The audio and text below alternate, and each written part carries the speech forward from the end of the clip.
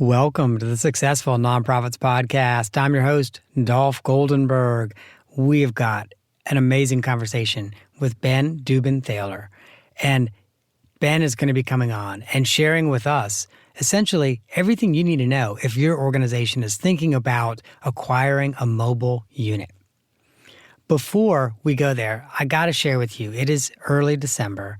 We are planners here at Successful Nonprofits, and we've got our act together for webinars for next year. So we have already put our entire webinar schedule for all of 2022 at successfulnonprofits.com. You can go there. You can see if there's a webinar you want to attend. All our webinars are free. Just click sign up. Now, I will also share with you, again, it's the entire schedule. So if you're looking now in April, you're probably going to be available. So do it now before you find yourself booked up in April. And now, listeners, I am so excited to be able to introduce Ben Dubin-Thaler to you. And there's so many reasons why I'm excited. First of all, this is the last recording session of the day. We batch record, and this is the last one. And the last one, always the best one. The 9 a.m. recording session, the guest always shows up with a series of bullet points and wants to try to get through every single one, no matter how organic I want this conversation to be. The last one, we're just like, okay, we're going to get through this and we're going to have a great time. So this is always the best one. The second reason I'm really excited is because Ben is a longtime podcast listener. And let me share with you how I met Ben. He registered for one of our webinars earlier this year in 2021. And Ben had mentioned, I'm a podcast listener. And I was like, that's interesting. And I pulled up Ben's organization, which is BioBus. And I was like, oh my gosh, this is the coolest thing in the world. I've got to figure out what angle we're going to use to get Ben on the podcast. Because as you know, we don't really profile organizations. We profile big ideas or issues. And so that's one of the reasons I was really excited is we found a great angle. So BioBus is an organization that I'm going to let Ben tell you a lot more about. But essentially, it is an organization that brings a science lab to schools in a bus. And Ben is uniquely qualified for this. Got a PhD in biology, a bachelor's degree in physics and math, which, by the way, already means that Ben probably did a lot better on the SATs than I did. And I know scientists get tired of hearing that, but it's probably true. Interestingly enough, though, Ben started BioBus fresh out of a PhD program and started it as a very young entrepreneurial person. And you see that. You see that in all of its marketing and in all of its programs. And as I said, I'm just really excited about BioBus and the work that they're doing.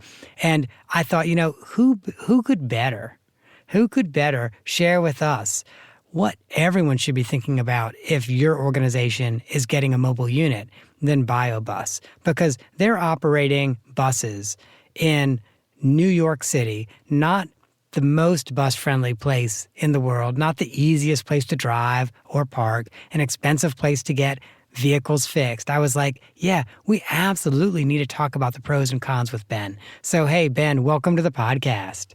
Dolph, it's so great to be here. I'm a huge fan of the podcast and just proud to contribute. Well, thank you. And again, you're just so uniquely qualified to talk to us about vehicles. But before you do, I know that BioBus has an incredible origin story, and our listeners really need to hear it. I was in New York City, and I was doing my PhD. I kept on bringing people into the lab to see what was going on in there. And every single person that I brought in, whether it was the janitor on the floor, whether it was kids that I might play in hockey, whether it was, my friend's parents, it didn't matter. Everybody had the same reaction, which is, how come I didn't know that science was this cool? When you see a laser microscope with cells crawling around in real time, it's just so much fun and so exciting. And nobody knows what's going on in there. We're cloistered off in our ivory tower, and most people just have no idea. And the BioBus was just a way to create that kind of access that could be scaled, beyond what I could do in my thesis advisor's lab. I knew he wasn't going to be too happy if I started trotting thousands of students through the lab every day. That's awesome. And I also love the reasons why you founded BioBus. Like you talked about, I saw some videos where you talked about some of the stats, and I'm going to get them wrong, so I'm going to rely on you to correct me. But I think it's something like only 27% of high school graduates understand science at a 12th grade level or something like that. Yeah, that's right. Across the board, students in standardized tests are scoring, 25, only 25% or less of the students are proficient in science by 12th grade. And the other thing we know is that, for lots of different reasons, there are big disparities in achievement across race. So students that identify as Latinx or Black or African American are scoring, significantly less well. And that was the other thing that got me into BioBus, was seeing those disparities. New York City, you walk 10 blocks and you go from an affluent neighborhood to a neighborhood that has, almost no resources. And that's a major part of the mission of BioBus, is to address those science education disparities. And I saw your presentation where you talked about that and you showed the graph, and it's stark. But I also like the way you underscored, keep in mind, none of these stats are good. The 27% across the board is also a really bad stat. That's exactly right. Everybody needs help. And I think one of the biggest lessons that I learned from bringing the bus, we've been to over 800 schools and we've had over 300,000 students aboard now we have 2 mobile labs. And what I realized is that kids want science. They are so excited. They want these opportunities. So it's not about, desire. It's really about providing those kinds of opportunities. And again, the mobile lab, it's all about access, right? It's all about providing that kind of access to those opportunities. So here you are, you're this younger, new PhD scientist, and you're like, I have an idea. I'm going to buy a bus and outfit it as a lab and take it around to schools. Tell us about this. I mean, it was just so crazy. I knew nothing. I really knew nothing. They don't teach you a lot about entrepreneurship in a biology PhD program. I went to one seminar early on from actually the Craigslist Foundation used to run these nonprofit boot camps in New York City, and so that was a big, help for me. The nonprofit community, of course, is just so generous in general in terms of helping people, succeed in that space. But I knew nothing, and the first thing that I did, I made the mistake that I'm going to tell all the people listening today not to make, which is the first thing I did is I found a bus and I went and bought it and I just tried to make it work. Boy, if I could do it over again, I'd start a little bit differently. But that's what I did. I bought an old 1974 transit bus off of Craigslist and went out to Sioux Falls, South Dakota, picked it up, drove it from Sioux Falls with the person who is now my wife. This was not a good recipe for success in marriage or relationships in general, but we drove the bus from Sioux Falls to Burning Man first, and then to San Francisco. We only broke down once along the way that time, which was not so bad given the number of breakdowns that I'd have with that vehicle over the next few months after that. Well, real quick, I'm jealous. I think that would be the coolest trip ever. So, but I have to also share with you, this is where I'm jealous and I like to be adventurous, but I also am compliance minded over here in the back of my head. I keep wondering, did you have a license to drive a vehicle that size when you picked it up? No, the short answer is no. So at that time, it was registered as an RV. It wasn't registered as a regular commercial vehicle. So in most states, it was legal for me to drive the vehicle. The other thing is that it's under 26,000 pounds. And that's a magic number. If you're thinking about a vehicle, there's a threshold, which is 26,000 pounds, 13 tons. And if you're above that number, there's a whole bunch of Department of Transportation regulatory pieces that kick in. So if you can stay under that 26,000 pound number, there's a lot of things that you can do. It makes it easier. I do now have my commercial driver's license and we are fully compliant, and we've always been. I think that's the right thing to say. Yeah. You might have had to drive around the perimeter of some states in order to stay fully compliant. That's right. You're like, yeah, why are we going around Colorado? Because I need a license. I don't have it in there. But so now you end up with this bus in San Francisco. And then you had to drive the bus literally diagonally across the continent. That's right. So the reason why I had gone to San Francisco when I was in grad school, my thesis advisor was very, very generous. He would say, okay, finish this set of experiments and then you can take off for a little while. And I would go to California and tour with a choir called Reverend Billy and the Church of Stop Shopping. It's like an anti-consumerist guerrilla theater group based here in New York City, still active, amazing group. And they would do those tours on these converted vegetable oil powered buses. And so that's why I went back to San Francisco, spent a couple of weeks at an anarchist collective called Flower Shop.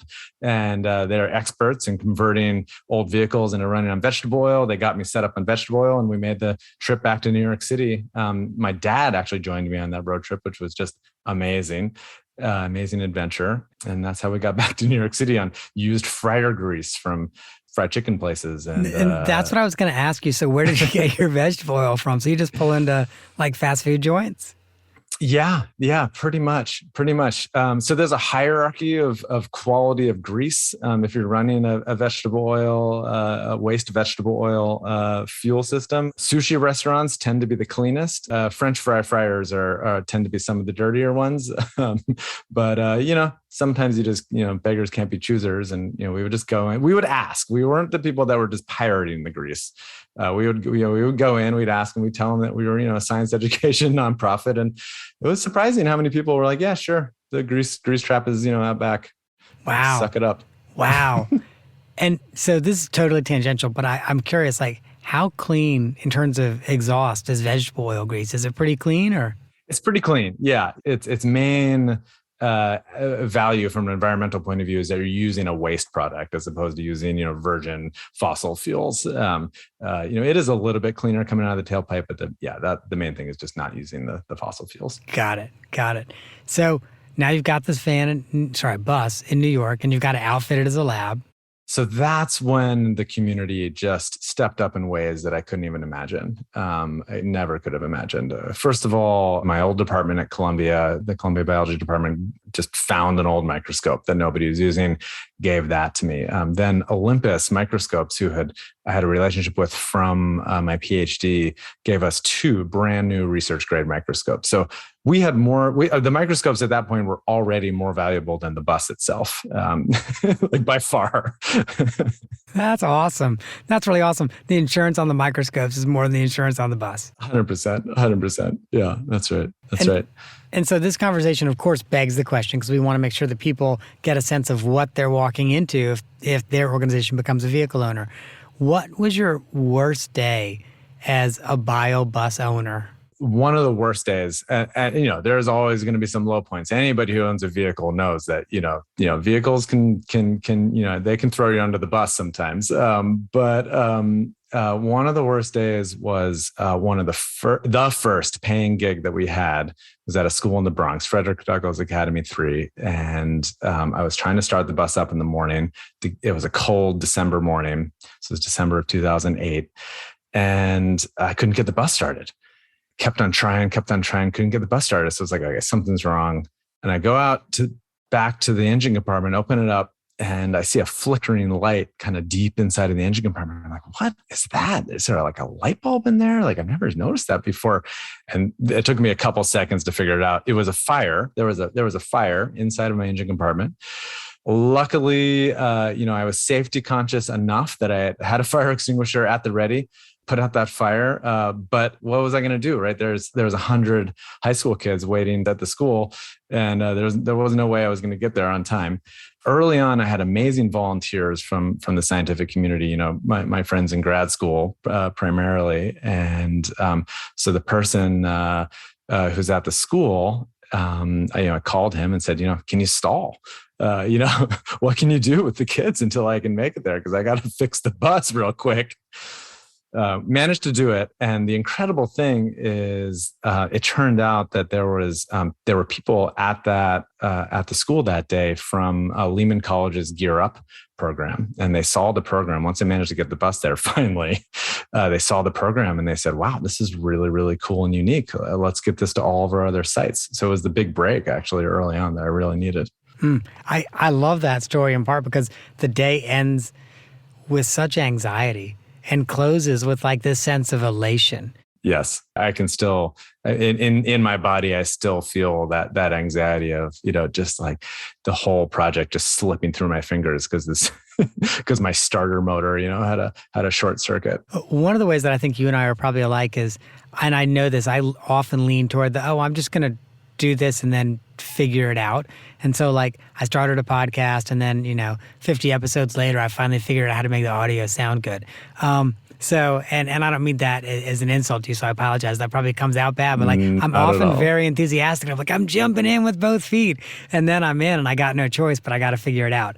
So what were some of your big lessons? What were some of the big things that you had to figure out, both with your first vehicle and I think BioBus 2? And by the way, I love the fact that you refer to that as a fleet. I love that. But I think BioBus 2 is a newer vehicle. So what were some of the things you learned both with your first vehicle and then your second? Yeah. Some of the things that we really figured out over the years with BioBus 1, the original 1974 transit bus, is when we have a class of 32 kids on the bus, like how that spacing works. It's a big bus. It's a 40-foot bus, but 32 kids inside of a bus plus a few of their teachers and biobus scientists, right? It still becomes a tight space. You really got to manage the space just incredibly well.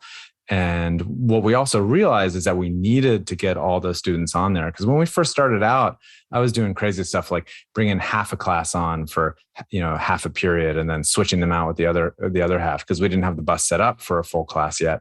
And I just realized how much of a headache that was creating for the school and for the teachers. So that was a big lesson, was we just got to make it as easy as possible, right? I mean, it's already easy because the bus is just showing up at the doorstep of the school, right? That's the first step of access for the vehicle. But then just integrate into the school day. Use the regular schedule, right? Get all the students in the same class on the bus at the same time. Just make it easy. Mm-hmm. Also, make it easy and make sure that however you're designing it fits your program. What are some of the other big things you learned? One of the things that we always really focused on from the very beginning was the renewable energy aspect of things. When I bought the bus, it actually already had solar panels on it, which was amazing. Gary, had already added those features. And we continued to upgrade that through the years. And, what we realized was that, the vehicle itself is just such it's a character in the program. And, the solar energy piece of it, when we were running vegetable oil, right? The fact that it was running on vegetable oil, we used to have a wind turbine that we would erect and stand up on the front of the bus. We're working on getting that back going again with like a pneumatic powered mast with a wind turbine on it. But the vehicle itself is just so charismatic and just makes the whole experience just fun and exciting and attractive. So, vehicles can really do a lot in that term. That's not something I would have thought of, but I love the way you framed that your vehicle itself was a character. Like people came for the vehicle. And it sounds like maybe that's one of the lessons. If you're going to have a mobile unit, no matter what you're doing, no matter how bland or plain it might seem, make your vehicle the character. The other thing, that we learned, you asked about what we learned with BioBus 2. I think one of the big lessons that we learned, we finally had a budget with BioBus 2. With BioBus 1, it was very, very low budget. I mean, the initial vehicle itself cost $15,000. All of the rest of this equipment and materials were donated. And it's just extremely, extremely low budget. With BioBus 2, we actually managed to put together, based on the successes that we had with BioBus 1, we managed to put together an amazing coalition of funders who were really excited to see us take that next step. And that was led by the Simons Foundation and the Alfred P. Sloan Foundation. And we worked with some amazing designers. And that's one of the things that, if you can possibly have the budget, in terms of what you were saying about developing the bus into a character, having designers work with you, they can really help you hone that vision. But the feel that we were going for was not Magic School Bus, even though that's a great analogy. And I love Magic School Bus. I mean, obviously. But we were not going for that elementary kind of kid feel. BioBus is, we have 23 regular employees. Almost all of us are scientists. One of our big selling points is like, this is a research science lab experience that students are getting. They're using a $75,000 electron microscope on that bus. And so the feeling that we wanted to cultivate was one of sophistication, while still being approachable. And so that's what we really tried to do with BioBus too. And I think we got pretty close to that. I love that. Now, this also begs the question for me. Okay, so I hear you're working with designers. I hear $75,000 microscope. So one of my other questions is, what have you learned financially about owning what's really, and I think for most organizations, their vehicle is an expensive vehicle, whether it's a $50,000 vehicle or a $500,000 vehicle. But what are some of the things you've learned about financially about owning a really expensive vehicle? I think one of the lessons that I've taken away from the vehicle ownership element is, you just have to assume the worst in terms of maintenance. You can go some years where your maintenance bill is a low maintenance bill for us, for a vehicle would be $10,000. But then you've got years where that maintenance bill, that could jump up, if you have major engine trouble or transmission trouble, especially on a big engine, that's expensive to fix. You can get a year where you're investing 20, 30K in your vehicle, right, to keep it going. So, that's a big lesson, right? It's just, have that reserve, right? And just be ready. And just to put it in perspective, when you say investing, it's not like, oh, you're investing in the vehicle looks better or smells better or is better in any way. You're investing just so the vehicle will keep running. Exactly. That's right. Wow. Well, and talk to me about insurance. Like, did you run into anything around insurance that you were, like maybe you'd insured a car before and you're like, oh yeah, I know how to do this. I'm going to call up State Farm and see how much they're going to charge me. So this goes back a little bit to some of the legal questions that we were talking about before.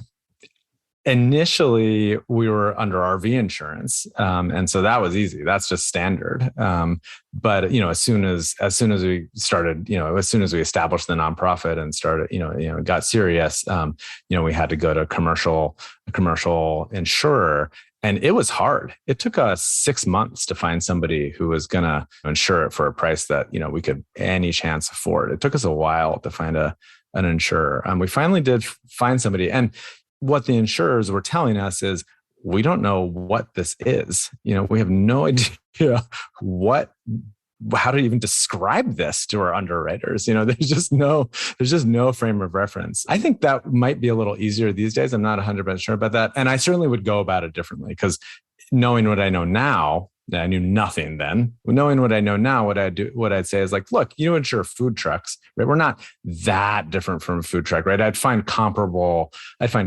businesses either in New York City or the state, right? And to try to convince them, right? But it was tough. But once we got that first policy and, didn't cause any, didn't have any major losses.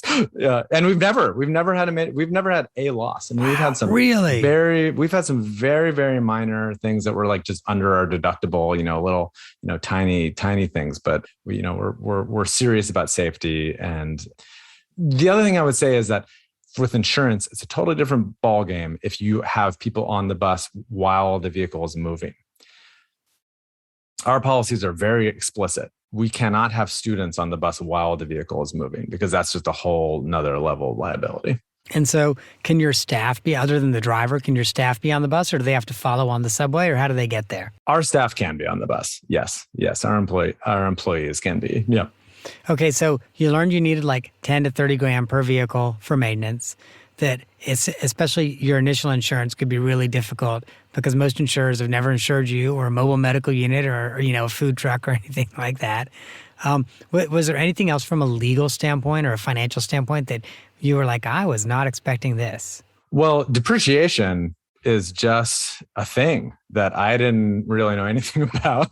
Again, I knew nothing, but I didn't know anything about depreciation. Anybody who owns a building knows this, but when you have any major equipment, right, and a $500,000 vehicle, right, is no different, right? And you're depreciating that on a, let's say, an 8 or 10 year basis, right? That's a big chunk of change every year that is going to show up on your books as an expense. So and that's what I was going to say. At least a building is depreciated over like 27 and a half years. Vehicles, I don't know what number of years microscopes are depreciated on, but I do know most vehicles are 5 to 10. That's right. That's right. Wow. Yeah. And I'll share with you, I started life as a social worker, and I remember the first time I learned about depreciation, I was like, this is a raw deal. We have to go raise the money for non-cash. But then I realized, oh yeah, when the boiler goes and we have to replace the boiler, we're going to be glad we have that money. But I had to live through that to understand why I appreciated depreciation. Yes, I love that. Yes, I do also now appreciate depreciation. So just as an aside, do you know roughly the schedule on which microscopes are depreciated? This is totally an inane question. Yeah. But, Yeah. No. I mean, as a founder who definitely is too involved in the finances of my organization, I can answer all of these questions for you. I'm working on that. I know you have a podcast I need to listen to to educate myself around that and my staff. Microscopes 5 years, and our vehicles are 10. Wow. So a microscope at 5 years, $75,000 microscope, you're depreciating like 15 grand a year. Mm-hmm. Wow. Oh my gosh. Wow. Okay. So you learned you had to deal with depreciation as well. Did you ever run into any kind of registration issues or like police that don't understand how you're allowed to park, et cetera? We've just never had any of those issues. The only time that we got close, I'm going to start this story out by saying I love Texas.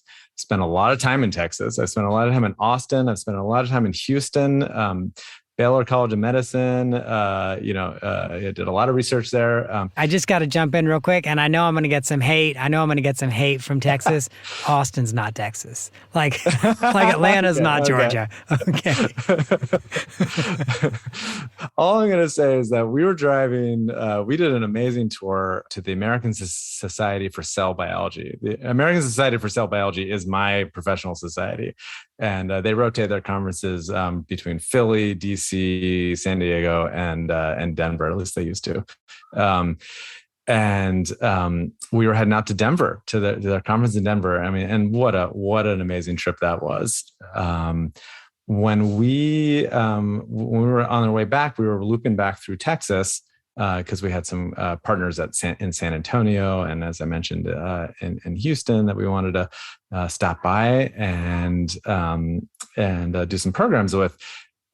Within 10 minutes after crossing the border through Texas, we got pulled over by a state trooper, and it was fine though. Yeah, we got a stern talking to. He was worried about the type of registration we had and whether we were allowed to have markings on the side of the bus of a certain kind. And there's just a lot of strict requirements for commercial vehicles in terms of you got to have your DOT number and you got to have your address. And he was really going through that with a fine tooth comb, but in the end, he let us on our way, and we made it to San Antonio. Wow, that's incredible. I love that story, and I will share with you. I was half expecting you to say the trooper was like, you're not allowed to have solar panels on the roof of your vehicle in Texas. I was, because it's an oil state, and they're really proud of that, and they're really defensive about that. So I was expecting them to be like, I'm sorry, but you're gonna have to turn back around. So I have to say, I've loved this conversation, and I feel like never having been with an organization that has a vehicle, I feel like I've learned a lot if I ever was going to be with one that was going to have a vehicle. So thank you. This has been so helpful. But there's an off-the-map question coming. And I said to you that, I was going to wait for the muse, and I was thinking about something around the instruments behind you, but I got one way, way better than that, Ben. So you have done one of the things that is on my bucket list. And not only that, you have done it in a way that I would love to do, and I never will, which is buy a bus that's been converted into an RV and then actually go to Burning Man. That is the most epic way to do it. But Burning Man, what was your favorite thing about Burning Man? Oh, wow. That's a great question. And I was just talking to my kids about Burning Man, and of course they want to go. I mean, hold on. How old are your kids that you're talking to them about Burning Man? Well, they're 5 and 8. What I told them about Burning Man is that you get to dress up in costumes and run around and play make believe all day, and then there's just amazing art all across the desert, and so who doesn't want to take part in that, especially when you're 5 and 8? At the risk of possibly making you even more jealous of this adventure, Dolph, when I was in Burning Man, we were camping with the temple crew, and this is the group of amazing people that actually build the temple. I've seen the videos. I've never seen it in real life. It's a beautiful, beautiful structure. It always is every year. And then they burn it at the end of the festival. So every year it's new, but every year it's just amazing. David Best and his crew had built it that year, and we were camping with them. And they have, so about the art cars at Burning Man. So they have one of the best art cars, which is a double-decker bus with a slide on the side. And it's manual transmission also, which is my vehicles are automatic. So when I was camping with them, I had my commercial driver's license, and the fellow that usually drives the temple bus around all night, for everybody to have fun on, said, "Hey, I kind of want a night off where you drive the temple bus." And so that was one of the highlights for sure, was getting to, I had to stay sober, of course, but, getting to drive the temple bus around the playa that year was just amazing. Well, one of my dear friends from Delaware attended Burning Man virtually last year.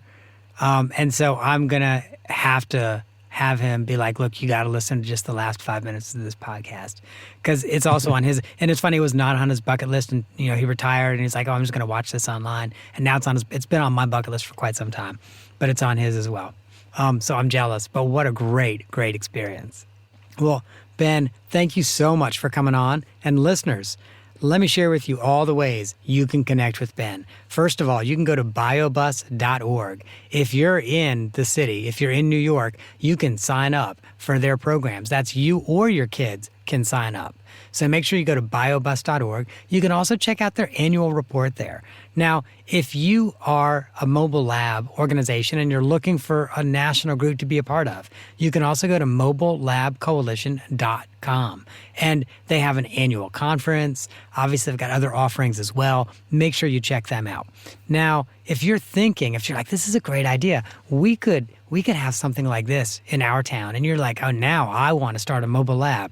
Well, here's the good news.